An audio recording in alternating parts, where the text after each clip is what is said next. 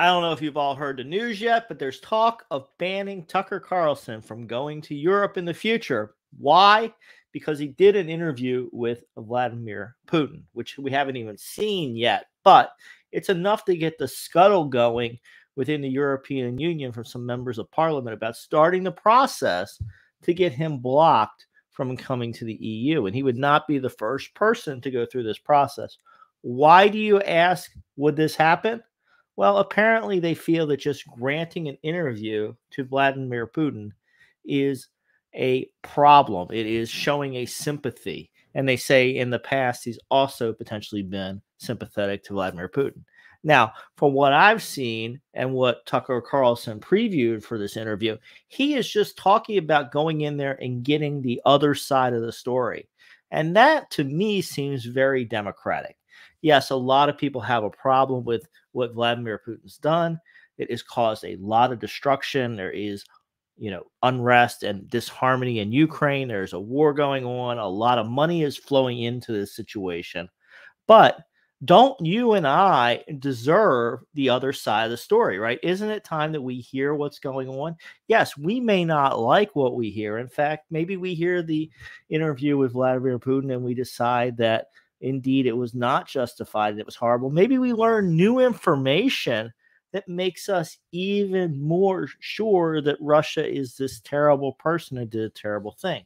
But it seems like the democratic thing to do is to get both sides of the story. And we're seeing more and more of this in our society, where our government and our leadership is telling us which side of the story we need to hear and shielding us from the other side. But that's not the way it works. And even going back in U.S. history, the long history of this country now, over 200 years, there's been a lot of bad decisions and a lot of stuff that's changed, right? We are still undoing some of our mistakes of the past, and some of these mistakes seem to be ongoing, right? This is not a perfect country. We have not made perfect decisions. We have done bad things to various different groups and various different peoples, but we've learned. And the more we can talk and facilitate and learn about what we've done incorrectly, the more we can fix these things. But the philosophy now that the EU is showing, and I've also seen similar sentiment here in the US, is just block, block, block. Don't allow that free speech to happen and to pre-censor things based on who's in what category, who might be good, who might be bad. Now, being a journalist says that, yes, he should have access to both sides of the story. What if the government is not telling us the truth? What if part of the story is concealed, right? A lot of people feel like that might be the case, that we're not getting the whole story. Well, what better way for us to be able to get the whole story than to have free speech, to have people ask questions, and to hear both sides of the story directly? This is a real challenge coming up. Would love to hear your comments and thoughts about it. And for our businesses, we always try to tie things back to business here on this channel. This tells us the danger that we are living in right now. This is why we need diversified businesses, diversified income streams. We need to have investments. We need to have ways to protect ourselves, because we never know when you're going to step on one of these landmines. Now, Tucker Carlson knew he was taking a big risk by going to Russia and to set up for the interview. He knew that it was not going to be popular.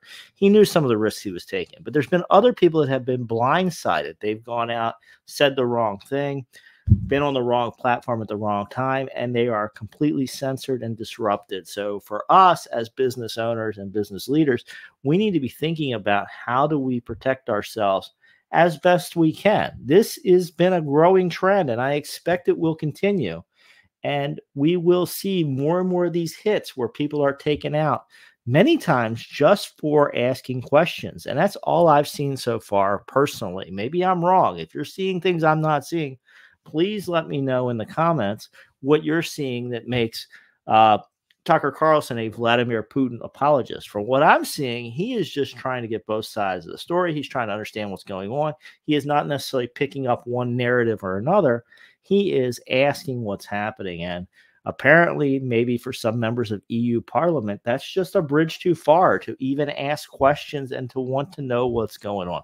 What do you think? Join me in the comments. Let me know. Would love to facilitate more discussion on this. May do another video on this topic in the future because I think free speech and our freedoms are very important and something we need to look hard and strongly about. Want to see your comments and what you think. All right, folks, I'll see you for another video soon. Thanks for tuning in.